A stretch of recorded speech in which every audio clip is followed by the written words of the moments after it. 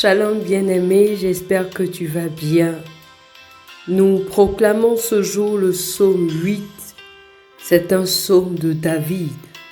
Il comprend 10 vers, donc les vers 1 à 10, mais nous allons proclamer les vers 2 à 10. Le vers 1 ne fait que indiquer le destinataire, l'instrument utilisé et à qui appartient le psaume. Dans ce psaume, nous voyons un Dieu grand, créateur de l'univers, un Dieu élevé au-dessus de la terre, un Dieu qui est célébré même par toute la création, mais qui a bien voulu partager sa gloire avec l'humain. Un Dieu grand qui veut bien manifester sa gloire et sa puissance au travers du plus petit être, au travers des enfants. Aussi grand, aussi puissant, aussi glorieux qu'il puisse être, l'Éternel Dieu a fait de toi et de moi en Jésus-Christ des personnes semblables à lui, à qui il a donné également sa gloire, avec qui il partage son autorité, sa domination, à qui il donne la grâce, l'occasion d'être également appelé Dieu, d'être élevé au-dessus de tout. Alléluia! Quelle grâce! Quelle grâce! C'est pourquoi au travers de cette proclamation, tu vas prendre conscience non seulement de la grandeur, de l'immensité du Dieu que tu adores, mais également tu vas prendre conscience de ce que l'Éternel fait de toi son vis-à-vis. Il veut bien t'utiliser même dans ta faiblesse pour manifester sa gloire et pour imposer son règne et sa domination dès ici-bas sur terre. Alors proclame avec moi le vers 2.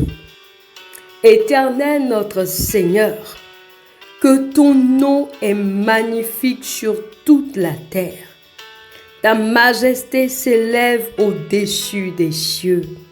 Ô bien-aimé, adore ce Dieu grand, adore ce Dieu puissant, adore ce Dieu élevé au-dessus de tout.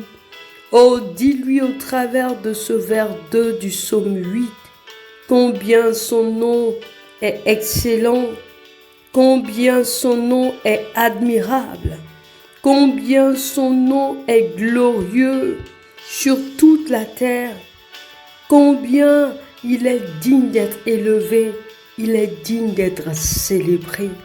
Oh, dispose-toi encore et proclame avec moi le vers 2. Éternel notre Seigneur, oh, tu le dis pour toi, pour ta famille, pour ta nation.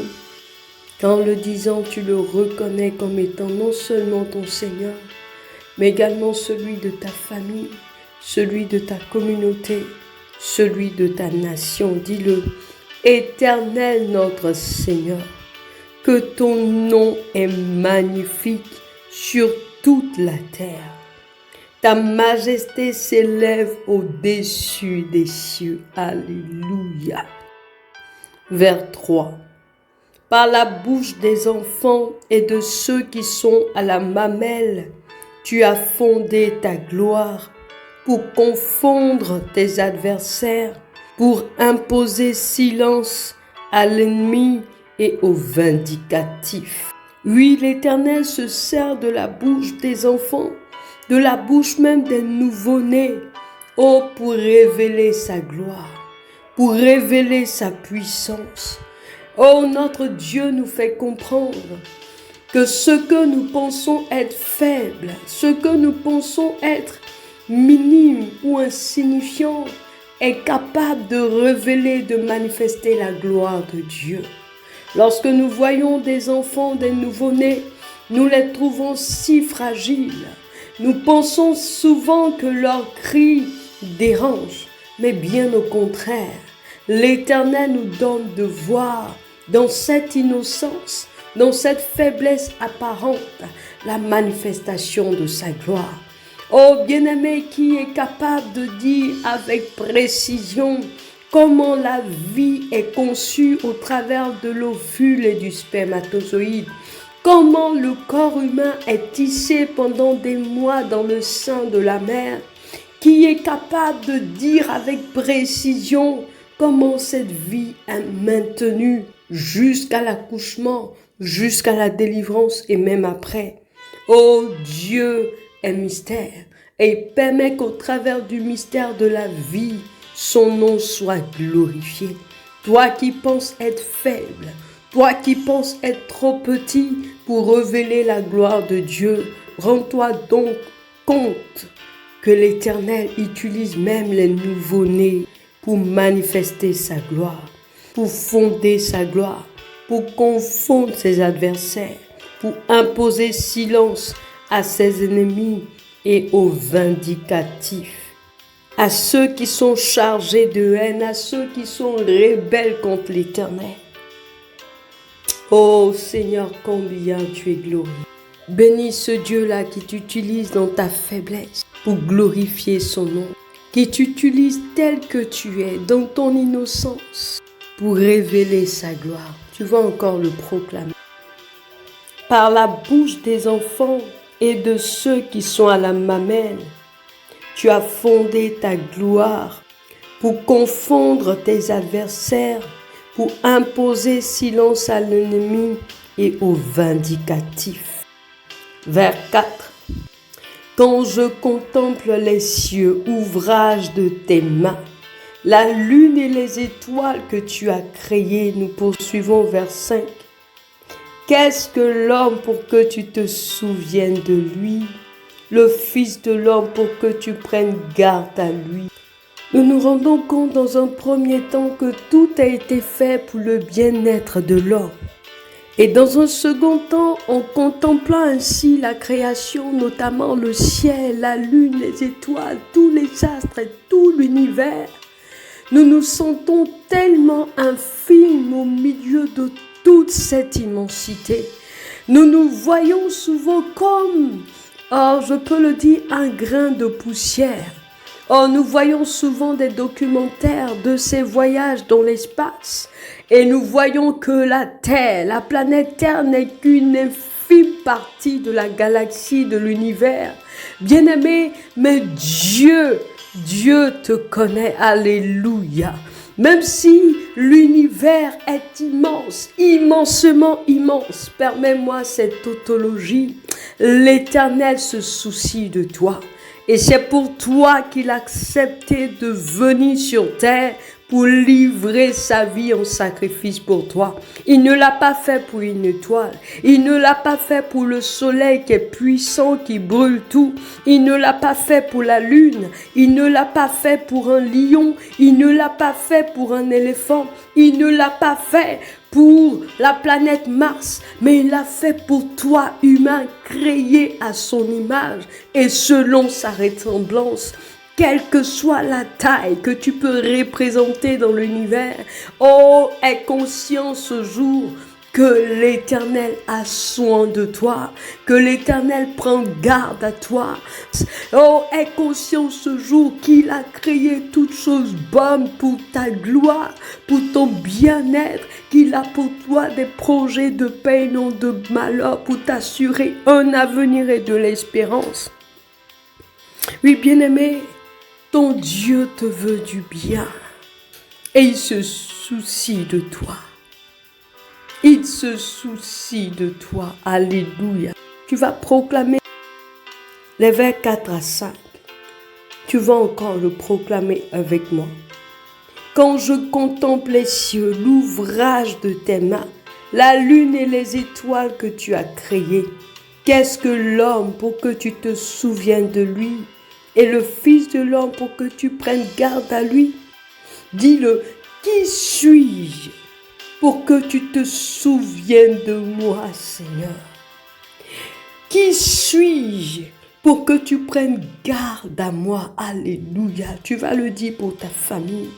Quand je contemple les cieux, ouvrage de tes mains, la lune et les étoiles que tu as créées, Seigneur, qu'est-ce que ma famille pour que tu te souviennes d'elle? Vers 6. jusqu'au vers 9. Tu l'as fait de peu inférieur à Dieu et tu l'as couronné de gloire et de magnificence. Oh, tu vas t'approprier ces vers. Tu vas dire, tu m'as fait, alléluia. Tu m'as fait, alléluia. Dis ton prénom, moi un tel, tu m'as fait de peu inférieur à toi, mon Dieu, et tu m'as couronné de gloire et de magnificence. Alléluia. Tu es couronné de gloire et de magnificence. Tu comprends ainsi que tu as en toi la nature divine qui te donne d'être semblable à ce Dieu-là. Tu poursuis au verset. Tu m'as donné la domination sur les œuvres de tes mains. Tu as tout mis sous mes pieds. Gloire à Jésus. Oh, l'Éternel t'a donné la domination sur les œuvres de ses mains. Il a tout mis sous tes pieds. Les brebis comme les bœufs et les animaux des champs, les oiseaux du ciel et les poissons de la mer. Tout ce qui parcourt les sentiers des mers, alléluia, proclame-le encore. Tu m'as donné, dis-le, tu m'as donné la domination sur les œuvres de tes mains. Possède. Dis-le, poursuis avec moi. Tu as tout mis sous mes pieds, alléluia. Proclame-le, tu as tout mis sous mes pieds. Les brebis comme les bœufs. Oh, cite les situations qui te semblent être insurmontables et remplace-les par les brebis comme les bœufs. Cite la maladie qui te semble insurmontable et remplace-la par les brebis et les bœufs. Oh, cite le célibat, le chômage, la difficulté financière qui te semble être insurmontable et remplace-les par les brebis comme les bœufs. Oui, l'Éternel a tout mis sous mes pieds. Les brebis, le célibat, la stérilité, la maladie, le chômage, l'échec, la malédiction et que sais-je encore. Tout cela, l'Éternel a tout mis sous mes pieds. Oh, tout ce qui se meut sur la terre, tout ce qui parcourt les sentiers des mers, tout ce qui parcourt les cieux et le ciel, les oiseaux du ciel et les poissons de la mer, l'Éternel les a tous mis sous mes pieds au nom de Jésus. Nous terminons avec le vers 10 par l'adoration. Éternel notre Seigneur, Éternel Seigneur de ma vie, dis-le. Éternel Seigneur de ma maison, dis-le. Éternel Seigneur de ma nation, dis-le. Que ton nom est magnifique sur toute la terre. Amen. J'espère que tu as pu proclamer ce psaume 8, riche en paroles d'encouragement, de motivation, de relèvement. Sache-le, l'Éternel se soucie de toi et par toi, il veut confondre ses adversaires, fermer la bouche à ses ennemis. La gloire revienne à ce Dieu-là qui nous fait semblable à lui et qui nous donne également pouvoir et autorité sur tout. Au nom de Jésus. Shalom, shalom.